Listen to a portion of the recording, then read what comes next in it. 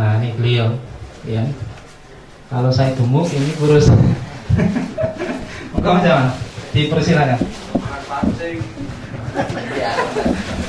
Assalamualaikum warahmatullahi wabarakatuh. Terima kasih waktu yang sudah diberikan kepada saya, Bapak Ibu sekalian. Sedikit saya hanya ingin memberikan apa yang sudah saya alami dalam proses tentang budidaya lele ini, Bapak Ibu sekalian. Memang beberapa waktu yang lalu saya mulai mengawali usaha budidaya lele ini dari satu kolam, Bapak Ibu, dengan segala keterbatasan modal yang saya miliki, dan tentunya karena dorongan keinginan saya yang kuat untuk mencoba berbudidaya lele. Bapak Ibu sekalian, mengawali pertama kali saya berbudidaya lele itu saya tebar 3.000 ekor, 3.300. Karena setiap pembelian 1.000 kita dapat kelebihan atau bonus itu 100. Nah, dengan beberapa panduan dari Bapak Aji Ponto itu, selama proses sampai saya menjalankan budidaya itu, dari 3.300 sampai panen, tingkat kematian di bawah 1%. Kalau saya hitung pokoknya itu dari 3.000 ya 0%, karena kematian itu di bawah 50 biji, 50 ekor, 50 ekor.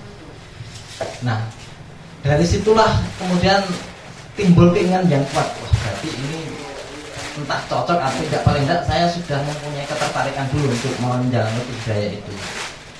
Nah, kemudian panen yang pertama itu saya mendapatkan 2 kental 9 kilo. Jadi meleset dari target saya yang 3 kental itu meleset. Kenapa? Ya karena saya baru belajar, dari proses belajar baru mengawali. Nah, kemudian pada detik ini Bapak Ibu sekalian, saya diminta untuk menjalankan program budidaya lele ini di desa dengan menggunakan dana desa. Nah, baru saja tebar mulai 3 hari yang lalu itu, program dana desa yang saat ini lagi gencar di mana-mana itu sudah kami kembangkan sampai 16 unit kolam, Bapak Ibu sekalian, menggunakan dana desa. Jadi ternyata ini menjadi bidikan beberapa perangkat desa di lingkungan Kecamatan Kebonharum, dan khususnya sekarang sudah merambah di Kabupaten Klaten. Sebagian dari kepala desa dan bumdes yang ada di desa itu juga ternyata kebingungan bagaimana cara menggunakan dana untuk pemberdayaan. Nah, salah satu budidaya lele ini saat ini menjadi satu daya tarik tersendiri bagi daerah atau dari desa-desa untuk dikembangkan. Nah, Bapak Ibu sekalian, tentu bagi kita sama-sama yang baru mau memulai ini, yakinlah bahwa budidaya lele ini mempunyai prospek yang sangat luar biasa. Informasi yang saya dapatkan dari sebuah media di Jogja itu mengalami minus suplai kebutuhan lele, sehingga harus didatangkan dari Jawa Timur. Nah, bagi Bapak Ibu sekalian yang berada di Jawa Tengah dan DIY khususnya, tentu ini adalah peluang yang sangat besar. Kenapa? Karena potensi ini belum tergarap oleh lingkungan yang lokal. Karena kebutuhan lele di Jogja itu harus mendatangkan dari Jawa Timur. Nah, jadi itu sedikit kesaksian yang saya sampaikan. Jadi saya mengawali budidaya dari satu kolam. Saat ini saya punya binaan 16 kolam. Saya pribadi baru 2 kolam, Pak, saya pribadi. Tapi saya dalam keseharian saya sudah membina petani sebanyak 16 petani. Nah, itu semua dari program pemberdayaan masyarakat yang dinaungi oleh Badan Usaha Milik Desa. Jadi ini nanti informasi ini bisa Bapak Ibu sekalian bawa ke tempat tinggalnya masing-masing, bisa diinformasikan kepada pemerintah desa bahwa budidaya lele ini bisa dikembangkan untuk pemberdayaan. Nah, kemudian yang kedua adalah dari pihak perbankan pun sekarang sudah melirik dan mau mendanai atau membiayai tentang budidaya lele. Sehingga kedepannya adalah prospek untuk budidaya lele terbuka sangat luas sekali. Informasi yang kedua Bapak Ibu sekalian yang saya dapat dari sebuah media juga, dan ini juga sudah terrealisasi, mantan Presiden Indonesia itu Bapak SBY untuk program generasi muda di Demokrat pun juga pemberdayaan melalui budidaya ini dia sudah membangun 10.000 unit kolam terpal. Nanti bisa cari informasinya lebih detail di internet. Nah, sedikit itu kesaksian yang saya sampaikan Bapak Ibu sekalian. Dulu saya juga belajar sama di sini seperti Bapak Ibu sekalian. Pendamping kami juga sama Bapak Aji Ponto yang saat ini sudah beberapa punya daerah binaan. Jadi itu yang bisa saya sampaikan. Lebih kurangnya mohon maaf. Assalamualaikum warahmatullahi wabarakatuh.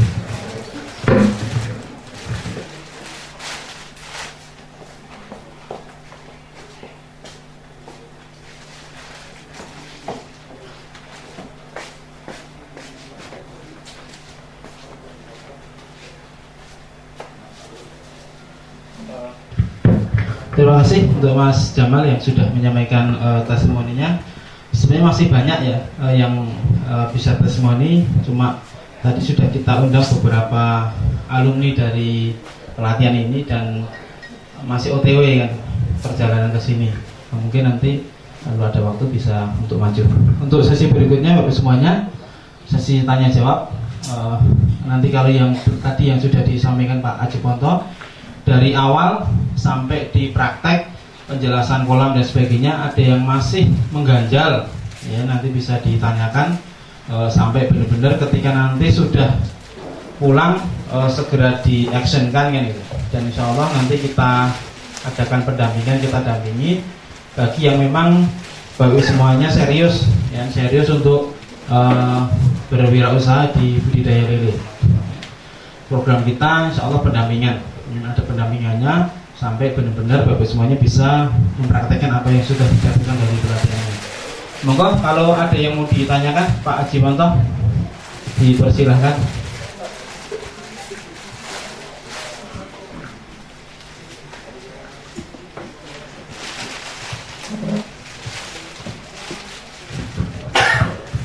Oke, Bismillahirrahmanirrahim. Assalamualaikum warahmatullahi wabarakatuh. Enten sing ngantuk betul Mbak? Ngantuk ya? Kalau di lapangan biasanya seger gitu, masuk ruangan nyakitik ngantuk, apalagi kan makan siang cocok. Oke, jadi saya hanya ingin menegaskan Mbak, ya, bahwa budidaya lele ini menurut jenengan menarik Mbak? Menarik. Hampir setiap wilayah sebenarnya kekurangan pasokan lele. Hanya saja petani lele sama pedagangnya tidak pernah ketemu Pak, seliringan. Pedagangnya metu kidul, petani lele metu lor, nggak pernah ketemu. Ya, bagaimana mengawali itu semuanya? Dengan intinya mau usaha lele, intinya lakukan dulu. Karena usaha ini yang paling sulit cuma satu, memulai itu paling sulit. Kenapa? Karena memulai itu butuh dua hal. Satu, butuh keberanian. Dua, butuh keyakinan. Tidak gampang. Banyak yang pulang dari sini, ya kan, ya sudah, bukunya tutup, udah ke lemari gitu kan, yang tidak melakukan. Kuncinya bagaimana jenengan lakukan segera, mengawali. Ya. 3 kolam sih, orang masalah, rasa kudu langsung 10 kolam. Ya. Fungsinya Pak, untuk bagaimana jenengan belajar mengenal tentang hidupnya lele di kolam bundar. Karena di alam bebas kan sudah jelas Pak. Ya, ini belajar memahami hidupnya lele di kolam bundar, itulah ya, ilmu yang bakal jenengan peroleh. Makanya tebar awal jangan banyak-banyak dulu Pak. Meskipun kapasitas 6.000 bisa, belajarlah dari 3.000. Nanti tebar kedua boleh naikkan 4.000, tebar ketiga naikkan lagi 5.000, monggo. Kuncinya tadi jenengan ya kan, memulai. Yang berikutnya jenengan tertib. Jenengan pengen budidaya lele sukses ya, jenengan harus setia. Setia sama siapa? Setia sama lele. Istri kok. Ya.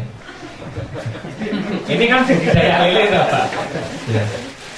Kalau istri kan sudah jelas ya, Pak. Nah, jenengan tidak setia ya nanti sing tuku pakan ya ora ditoke kan gitu. Oke. Nah, satu contoh Mas Jamal sambil bekerja saja juga bisa. Ya.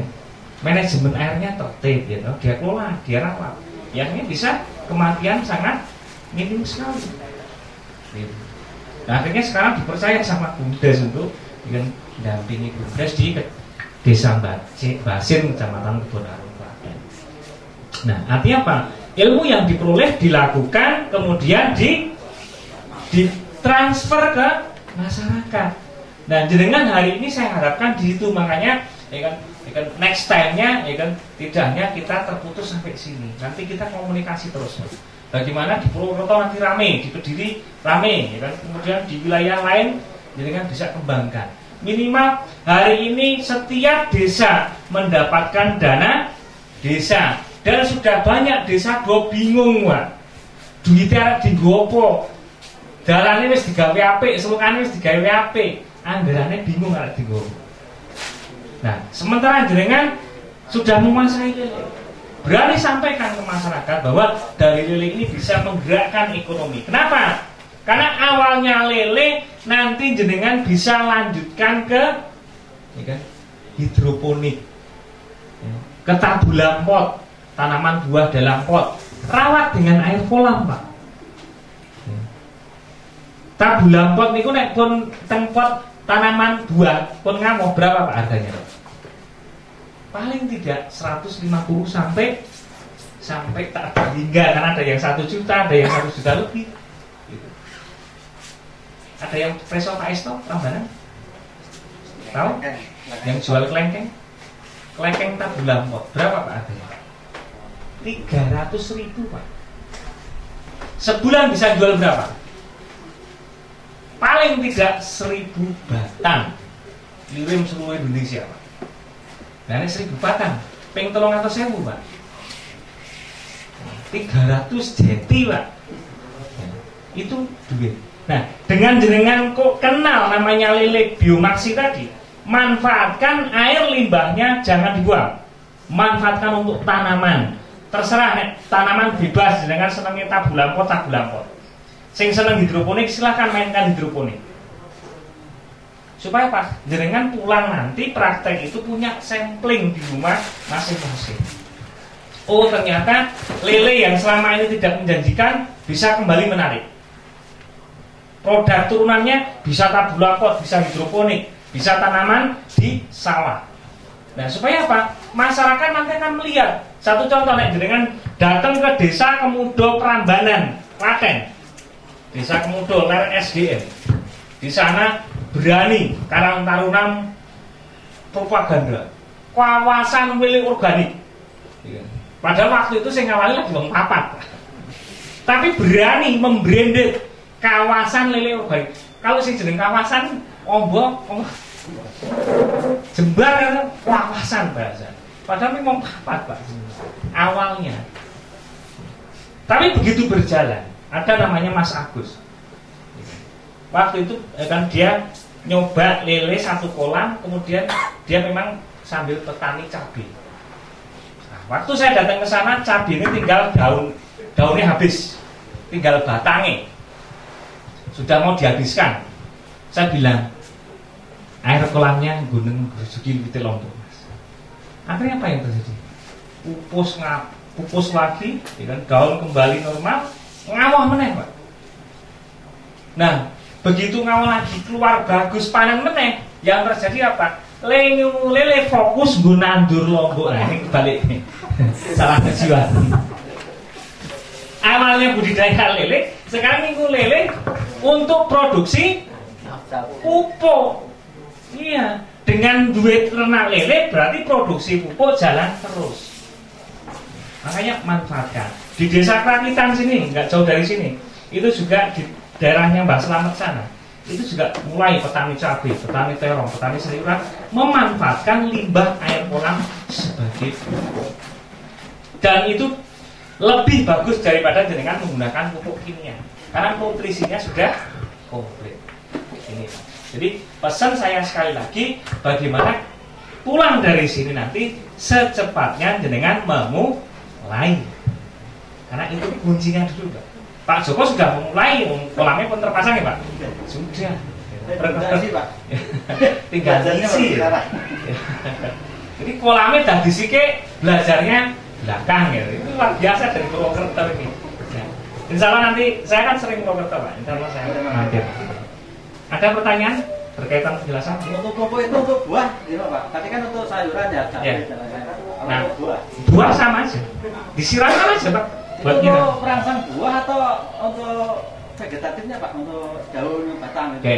Nek sekarang Pak, sambil contoh gini. Nek wit lombok tinggal gagangnya tok. Terus disiram air kolam, pupus, metu daunnya lagi, metu woe, daunnya dulu, metu kembangnya, metu woe. Ini perangsang apa Pak? Dua-duanya. Daun. Terserah ini dengan air membasahkan.